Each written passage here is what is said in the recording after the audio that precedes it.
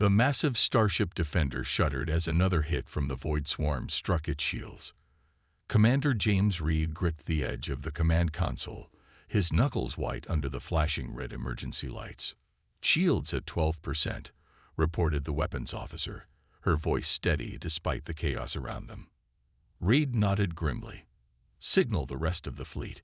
Begin evacuation protocols." A tall, blue-skinned Brenneri officer stepped forward, mandibles clicking in agitation. "Humans cannot retreat. We stand and fight. We've lost 17 ships in the last hour, Captain Trek," Reed said firmly. "There will be no one left to fight if we stay." The Brenneri warrior huffed but said nothing more. Everyone on the bridge knew the truth. Earth's forces had suffered the heaviest losses in this 3-year war against the Void Swarm. While their alien allies positioned their ships safely in the rear, human vessels had formed the front lines time and again. Reed turned to his communications officer. "Send the final order. All human ships to withdraw from the Betelgeuse sector. We're going home." As the message went out, Reed could almost feel the mixture of shock and contempt flooding in from their allies. The mighty humans, first to volunteer for the Galactic Defense Force, now first to leave. His screen lit up with incoming transmissions from Talaxian and Brenneri commanders, but he ignored them all. "Set course for Earth," he ordered, his voice hollow. 3 days later, in the Grand Assembly Hall of the Galactic Council, the word echoed from 100 alien throats. "Cowards." Reed stood alone before the semicircle of alien representatives, his back straight despite his exhaustion.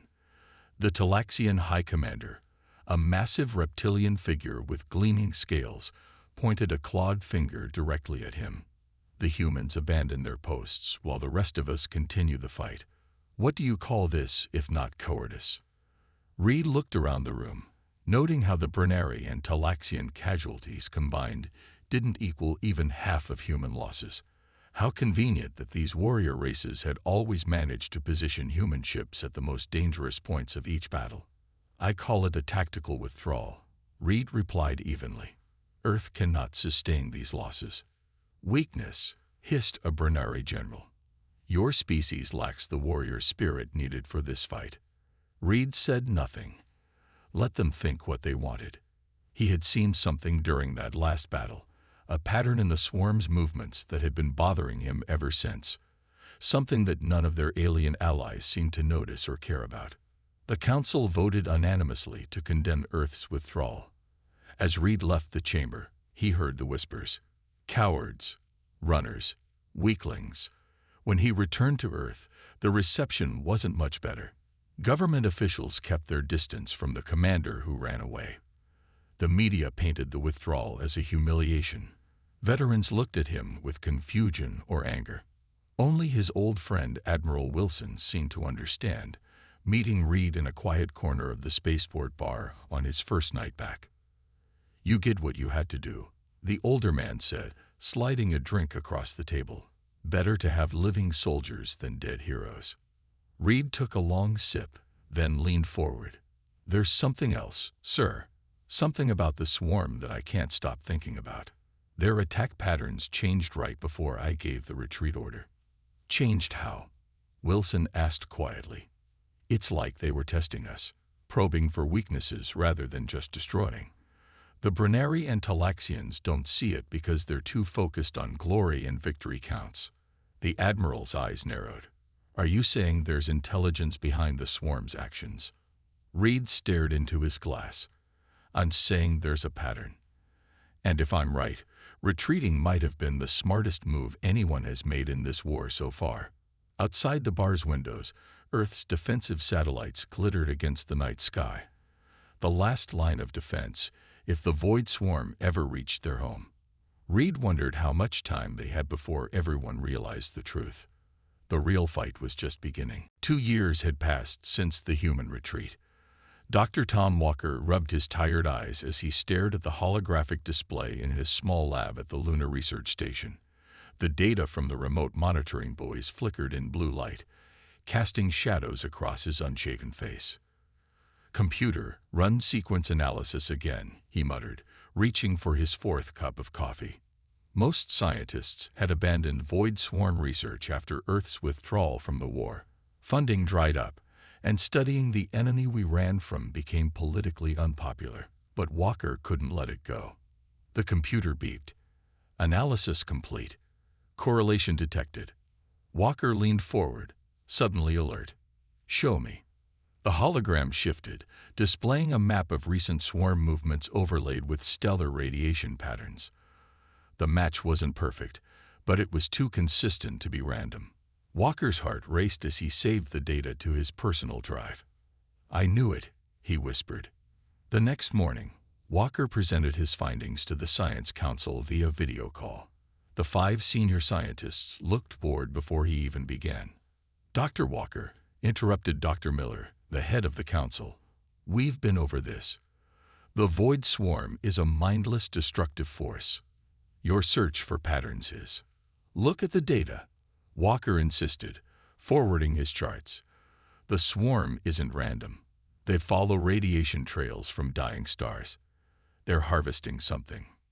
Dr. Miller sighed. "Even if there is some correlation, what do you expect us to do? The Galactic Council won't listen to humans, especially not with theories that sound like excuses for our retreat." "Then I'll find someone who will listen," Walker said firmly. After the call ended, Walker searched for contact information for former Commander James Reed. The military hero turned pariah had disappeared from public life after the retreat. It took 3 days of calling and old favors, but Walker finally found him. Reed had taken a job at Border Station 17, a small defensive outpost at the edge of human space. He worked as a civilian contractor, maintaining outdated defense systems no one else wanted to touch. When Walker's message reached him, Reed was elbow-deep in the guts of an ancient missile guidance system. The station's manager, a gruff woman named Parker, called him to the communications room. "Some scientist keeps trying to reach you," she said. "Says it's about the swarm." Reed wiped grease from his hands. "Put him through." Walker's face appeared on the small screen, excited and nervous. "Commander Reed, I'm Dr. Tom Walker, xenobiologist from Luna Station. I found something about the swarm you need to see." Reed's expression revealed nothing. "Everyone's found something about the swarm, Doctor. Usually, it's nothing new." "This is different," Walker insisted. "They're following patterns tied to stellar radiation. I think they're harvesting energy from specific types of stars. And if my calculations are correct, they're building toward something big." Reed was silent for a long moment. Then, "Send me your data. I'll look at it tonight." That night, Reed sat alone in his small quarters, Walker's findings displayed on his tablet. Hours passed as he compared the scientist's data with his own private notes from the war. By morning, his eyes were red but focused. "Parker," he called, entering the station's control room. "I need to take some leave time." The manager raised an eyebrow. "You haven't taken a day off in 2 years. Something wrong?" Reed looked at the star chart on the main screen, his mind already mapping travel routes to Luna Station. "No," he said quietly. "Something might finally be right." 3 days later, Walker jumped when the door to his lab slid open. A man in worn civilian clothes stood there, carrying a small duffel bag. His face was leaner than in the news videos, with new lines around his eyes, but unmistakable. "Commander Reed," Walker said, standing quickly. "Just Reed now," he replied, dropping his bag. "Show me everything you found." Walker gestured to his workstation. "They call us cowards," he said as they walked. "But we might be the only ones seeing the truth." Reed nodded. "Sometimes you have to step back to see the whole picture." Outside the station, the Earth hung in the black sky, beautiful and vulnerable. The abandoned lunar mining facility had been empty for nearly a decade. Now, its main control room hummed with new life as Reed and Walker transformed it into their makeshift headquarters. "The station manager owed me a favor," Reed explained as he connected power cables to their equipment. "No one will bother us here." Walker nodded, unpacking his research data. "We still need more help, My theories need better testing, and your tactical knowledge isn't enough. Reed paused, considering. I know some people, good people who got pushed aside after the retreat. Within a week, the team grew to 4. Anna Morgan arrived first, her military uniform replaced by civilian clothes that couldn't hide her perfect posture. Once Earth's top fleet strategist, she'd been discharged for excessive caution after questioning direct assault tactics against the swarm. They wanted someone who would throw ships at the enemy, she told Reed as they set up the tactical display.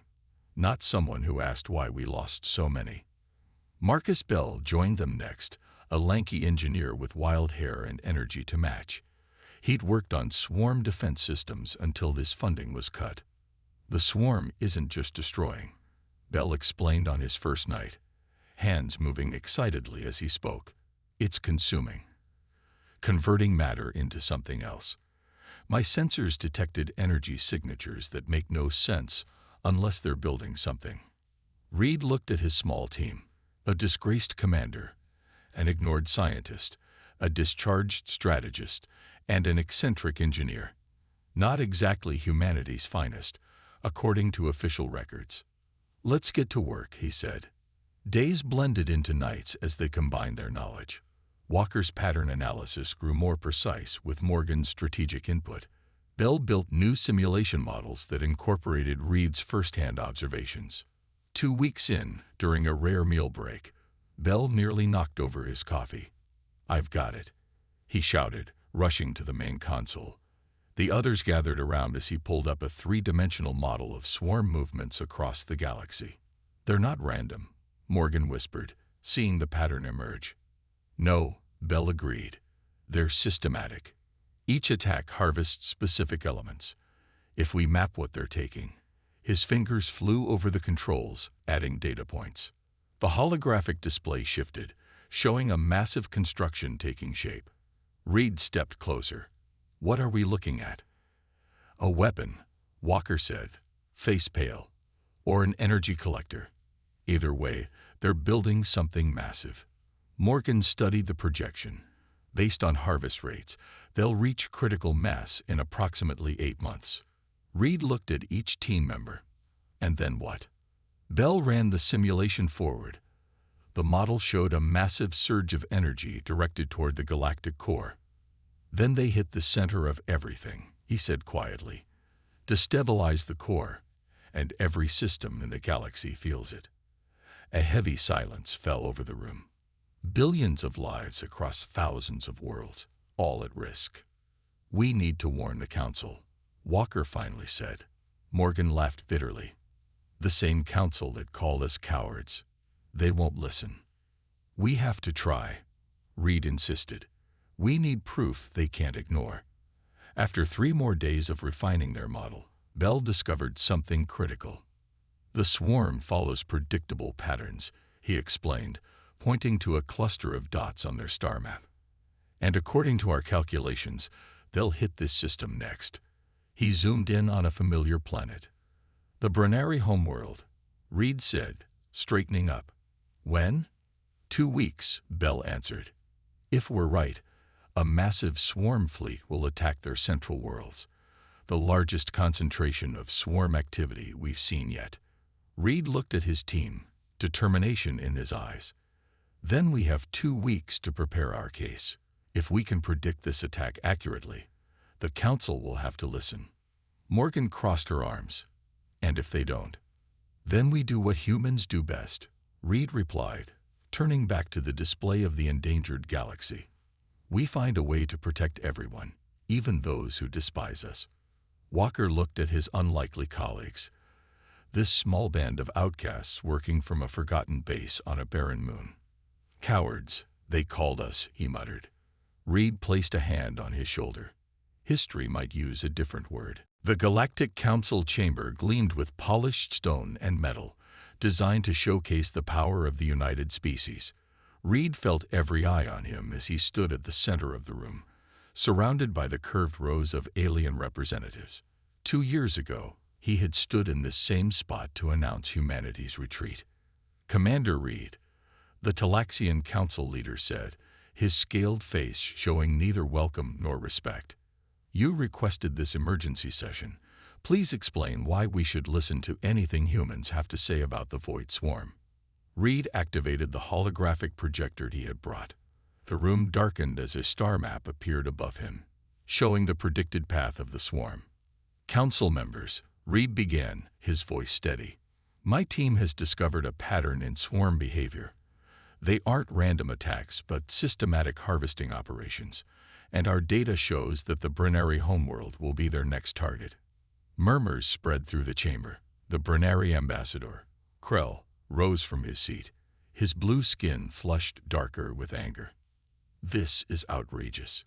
Krell's mandibles clicked rapidly. The humans abandoned the fight, and now they spread fear with fake predictions. Reed held up a hand. "We have tracking data from the past 2 years. The pattern is clear." He zoomed in on the Brennari system.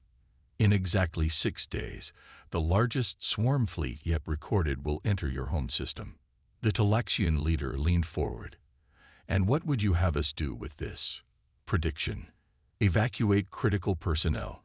Position your fleets at these coordinates." Reed highlighted several points in the Brennari system. "These positions will allow you to protect the population centers while avoiding the swarm's main approach vector." Laughter erupted from several delegates. A Brennari general stood, towering over his section.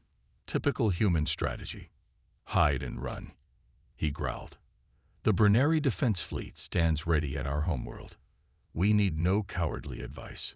The council leader raised a clawed hand for silence. "Commander Reed, we appreciate your concern. However, the Brennari have successfully defended their system for generations. We will forward your information to their military command." Reed recognized the dismissal for what it was. As he collected his equipment, Ambassador Krell approached. "You shame yourself by coming here," Krell said quietly. "Your species lost its honor the day you retreated." Reed looked directly into the alien's 4 eyes. "When the swarm comes, remember that we tried to warn you." Outside the chamber, a small figure hurried to catch up with Reed. A young Talaxian diplomat, distinguishable by his lighter scales and simple robes. "Commander Reed," the Talaxian said, looking around nervously. "I am Ren, junior aide to the Talaxian delegation." Reed nodded cautiously. "What can I do for you, Ren?" "Your prediction." Ren hesitated. "I've been studying swarm movements independently. Your pattern analysis matches some of my observations." Reed's interest sharpened. "And the council?" "They won't listen," Ren admitted. "But I believe you may be right. Can you share your full data with me?" Back at the lunar base, Morgan paced as Reed finished his report. "So they laughed us out of the room." "Exactly as expected."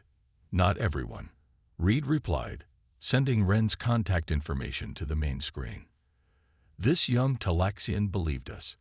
He might be an ally inside the council." Bell looked up from his workstation. "It doesn't matter who believes us if the swarm attacks as predicted." For the next 6 days, the team refined their model and watched the tracking data. On the 6th day, all of them gathered around the main display, monitoring the Brennari system. The first alert came at exactly the time they had predicted. A massive swarm fleet, larger than any previously recorded, emerged from interstellar space on direct approach to the Brennari homeworld. "They're right on schedule," Walker whispered. The communication system suddenly lit up with incoming transmissions, first from Ren, then from multiple sources within the council.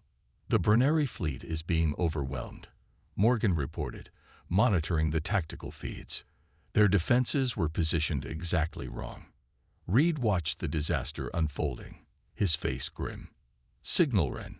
Tell him we're ready to help, if they're finally willing to listen." The screen showed thousands of Brennari ships trying to reposition as the swarm tore through their formation. The homeworld's orbital defenses began to fall one by one. "Now they'll believe us," Bell said quietly. Reed nodded, but at what cost? The emergency council session looked nothing like the orderly meeting of 6 days ago. Delegates shouted over each other as reports of the Brennari disaster continued to pour in. The great homeworld's defenses had collapsed in hours, forcing a desperate evacuation of the planet's surface. At the center of the chamber, Reed and his team stood quietly, waiting for the chaos to subside. Beside them, Ren, their Talaxian ally, looked pale but determined. The council leader finally restored order with a thunderous bang of his ceremonial staff. "Commander Reed, your prediction was correct. The council now grants you the floor." Reed nodded to Walker, who activated their main presentation. Above the chamber, a massive hologram showed the galaxy with dozens of points highlighted in red. "What you witnessed at the Brennari homeworld was not an isolated attack," Reed began. "It's part of a larger pattern. The Void Swarm is harvesting specific resources from targeted systems, all building toward a final goal." Bell stepped forward, pointing to the galactic core. "They're creating a weapon or energy collector of unprecedented scale. Our calculations show they're preparing to strike here, at the galactic core itself." Gasps and murmurs filled the room. The Brennari ambassador, Krell, who had mocked them days earlier, now stood with his head lowered, mandibles still with shock. "If they destabilize the core," Morgan explained, "the resulting energy wave could damage or destroy systems across half the galaxy. Trillions of lives are at risk." "How long do we have?" the council leader asked, all trace of contempt gone from his voice. "Based on current harvest rates, approximately 3 months, Walker answered. A Brennari general rose from his seat. "Then we must unite our fleets, strike at the swarm with everything we have." Several delegates shouted their agreement, pounding on their consoles. "That won't work," Reed said firmly, silencing the room. "Direct confrontation is exactly what we've been doing for years. It's what cost humanity so many ships and lives. The swarm adapts too quickly." "Then what do you propose, human?" asked the Talaxian admiral. "We hide as your people did." Reed shook his head. "Not hide. Think." He gestured to Morgan, who brought up a new tactical display. "We've developed a 3-phase strategy," Morgan said. "First, we identify the key resources the swarm needs and deny them access. Instead of defending every world, we focus on those with critical materials." Bell continued. "Second, we deploy specialized disruptors at these key points." He highlighted several intersections in the swarm's pattern. "These will interfere with their communication network, forcing them to adapt and slowing their progress." "And third," Reed finished, "we set a trap. We make them think they're succeeding while actually leading them into a position where we can target their central coordination nodes." The council chamber fell silent as delegates studied the plan. It was unlike any strategy they had considered before, not focused on glorious battles or heroic stands, but on patience, precision, and careful planning. "This plan requires abandoning some outer systems," a delegate noted, "leaving populations undefended." "No," Reed corrected. "It requires evacuating those systems temporarily. Better to lose territory than people." The council leader looked troubled. "This goes against our traditional ways of war. The warrior races of the council have always met threats head-on." "And how has that worked against the swarm?" Morgan asked quietly. No one answered. The disaster at the Brennari homeworld was still unfolding on screens throughout the chamber. After a long silence, Ren spoke up from beside Reed. "Perhaps this is why the humans withdrew 2 years ago. Not from cowardice, but to find a better way to fight." Krell, the Brennari ambassador who had lost his homeworld, looked at Reed with new understanding. "My people called yours cowards," he said slowly. "Yet here you stand, offering to save us all." The council leader surveyed the room. "We will need time to consider this plan. It goes against everything we have believed about warfare." Reed nodded. "Take what time you need. But remember, the swarm won't wait." As they left the chamber, Walker whispered to Reed, "Do you think they'll agree?" Reed watched the delegates already breaking into heated discussion groups. They don't have much choice. The question is whether they can set aside their pride before it's too late. Behind them, The hologram of the endangered galaxy still hovered over the council chamber, a silent reminder of what was at stake. Reed watched from the bridge of the hastily refitted command ship Horizon as the evacuation ships departed from Rigel Prime. The planet's surface, rich with rare minerals the swarm sought, now stood empty of life. "Last transport clearing the atmosphere," reported Morgan, who had been given temporary command status by the Council. "Evacuation complete." Reed nodded. "Begin deployment of the resource masking fields." Around him, a mixed crew of humans and aliens worked in careful coordination. After 3 days of debate, the Council had approved their plan, though many still grumbled about its cowardly approach. Bell's voice came through the comm system. "Masking fields active. From space, those mineral deposits will read as depleted." "Now we wait," Reed said quietly. Similar operations unfolded across 17 star systems. Instead of confronting the swarm directly, the Allied forces evacuated key resource-rich worlds, disguised the valuable deposits, and waited. It went against everything the warrior races believed in, particularly the Brennari, who had to swallow their pride alongside the bitter loss of their homeworld. On the Talaxian flagship, General Zax paced impatiently. "This plan dishonors us," he growled to his officers. "We hide and run like humans." Wren, newly promoted for his role in bringing Reed's warning to attention, stood his ground. "With respect, General, honor means little to the dead. The humans have shown wisdom, not cowardice." 3 days later, Reed's strategy faced its first test. Swarm vessels arrived at Rigel Prime, circling the planet in their usual harvest formation. The Allied fleet held position behind the system's outer moon, weapons powered down to avoid detection. "What are they doing?" Krell asked, mandibles twitching nervously. The Brennari ambassador had insisted on joining the mission, haunted by his earlier dismissal of Reed's warning. Reed watched the sensor readings carefully. "They're scanning, looking for the resources our masking fields are hiding." For tense hours, the swarm vessels circled the planet. Finally, they regrouped and jumped to their next target, leaving Rigel Prime untouched. "It worked," Morgan breathed. "They think there's nothing worth harvesting." Similar reports came in from other systems. The swarm, finding no easy resources to collect, was forced to alter its patterns. Just as importantly, the Allied forces had preserved their strength by avoiding direct confrontation. 2 weeks into the operation, Reed called the team together in the Horizon's strategy room. "Phase 1 is working," he said, pointing to the tactical display. "The swarm is burning energy searching for new resource sites. Now it's time for Phase 2. Bell unveiled a small device on the table. The neural disruptor.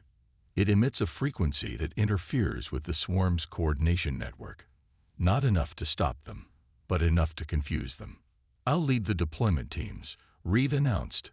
"We need to place these at key junction points in the swarm's travel paths." Krull stepped forward. "My people will join you. We have the fastest scout ships." The deployment mission was the most dangerous part of the plan. Small fast vessels would need to approach active swarm flight paths, place the disruptors, and retreat without being detected. Reed's shuttle slipped through the darkness of space, running silent with minimal power. Beside him, a Brennari pilot named Vrek handled the controls with surprising gentleness for a warrior. 3 minutes to insertion point, Vrek whispered, as if the swarm might hear them through the void. Reed checked the disruptor one last time. "Remember, we place it and immediately withdraw. No heroics." Vrek's mandibles clicked in what Reed had learned was a Brennari smile. Strange to hear a human lecture a Brennari about avoiding heroics. Reed returned the smile. Times change. Their shuttle glided to the intersection of 2 known swarm paths. With careful precision, they released the disruptor, its stealth field activating as it drifted into position. "Deployment successful," Reed reported as they pulled away. "Disruptor online." Across 23 strategic locations, similar teams placed the devices. Within days, the effects became visible. Swarm vessels began showing signs of confusion. sometimes traveling in circles or stopping mid-route. On the horizon, Morgan analyzed the new data. The swarm is adapting, but slower than expected. Their harvesting efficiency has dropped by 37%. Walker nodded. And every day they spend inefficiently is another day we have to prepare the final phase. Reed looked at the galactic map, where the core still glowed brightly. They're still heading for the core, just slower and less coordinated. Time to set our trap. The plan that had once been ridiculed as cowardly was working. Step by careful step, humanity's approach was changing the course of the war. The Great Hall of the Galactic Council had never held so many species in its 1,000-year history. Representatives from every world affected by the swarm stood shoulder to shoulder, watching the massive display that dominated the center of the room. Reed stood quietly at the control console, Morgan and Walker flanking him on either side. The swarm has begun its final approach to the core, Reed announced, his voice carrying through the silent chamber. All defense groups report ready status. On the display, thousands of swarm vessels converged on the galactic center, their movements noticeably less coordinated than before. The neural disruptors had done their work, forcing the massive enemy to adjust its patterns constantly. The council leader, who had once dismissed Reed as a coward, now looked to him for guidance. "Commander Reed, is the trap ready?" Reed nodded. "All components are in place. The swarm believes it has found a direct path to the core, but they're actually following a channel we've created." Bell's voice came through the comm system from his position at the forward command post. "First wave of swarm vessels entering the Noctis Gap now. Trigger points are hot." For 2 months, the Allied forces had carefully manipulated the swarm's movements, not through direct battle, but through a complex dance of resource baiting, neural disruption, and false signals. They had created a perfect funnel leading to a single region of space where their trap waited. All ships maintained positions, Morgan ordered through the fleet-wide channel. "Do not engage until the signal, no matter what you see." This last command was crucial. The warrior races, especially the Brennari and Talaxians, had struggled with the concept of allowing the enemy to advance without immediate challenge. Only the disaster at the Brennari homeworld had convinced them to try humanity's approach. On the display, the swarm continued its advance through the narrow corridor of space the Allies had subtly created for them. Red indicators flashed as more enemy vessels entered the trap zone. 60% of the swarm now in the Noctis Gap, Walker reported. 70%, 80. Reed watched the numbers climb, his face calm despite the tension. Everything depended on timing now. Attack too soon, and part of the swarm would escape. Too late, and their trap might fail. 95%, Walker said. Rare elements entering the gap now. Reed took a deep breath. Activate the gravity disruptors. Across the Noctis Gap, hundreds of previously hidden devices suddenly powered up. Each one had been carefully positioned by small teams working in perfect secrecy. As they activated, they created a cascading wave of gravitational distortion that rippled through the narrow space. On the display, the swarm vessels began to tumble as the fabric of space-time buckled around them. Their tight formation, once their strength, became their weakness as ships collided with each other in the chaos. Second phase, Reed ordered. Deploy the resonance bombs. From hidden positions around the perimeter of the gap, Allied ships launched thousands of small projectiles. Unlike conventional weapons, these didn't explode with force, but instead matched the exact resonant frequency of the swarm's communication network, a frequency Bell had discovered during their research. The effect was immediate and devastating. The swarm's coordination collapsed completely as the resonance spread through their ranks. Vessels stopped responding or fired on their own kind in confusion. Final phase, Reed said. All attack groups, move in. For the first time in the war, the Allied fleet engaged the swarm with overwhelming advantage. They struck from all sides, targeting the now vulnerable command nodes that Bell had identified. In the council chamber, the alien representatives watched in awe as the greatest threat, the galaxy had ever faced began to crumble. "It's working," the Brenneri ambassador Krell whispered, his mandibles trembling with emotion. "By the ancestors, it's actually working." Hour by hour, the swarm's resistance weakened. Without their coordination network, the individual vessels fell easy prey to the Allied fleet's targeted strikes. By day's end, the greatest concentration of the swarm had been reduced to drifting debris. As the reports of victory streamed in from across the sector, the council leader approached Reed. Around them, the chamber erupted in celebration. "The galaxy owes you a debt we can never repay," the Talaxian said formally. "We called humans cowards when you retreated. Now we see it was the strongest form of courage, the courage to think differently." Reed shook his head. "Not cowardice or courage, just humanity doing what we do best, finding another way when the direct path fails." Across the room, Ren raised a ceremonial cup. "To the humans," he called out, "who taught us that sometimes the bravest act is to step back, think, and plan." The cheer that followed echoed through the chamber as representatives of 100 worlds raised their voices in agreement.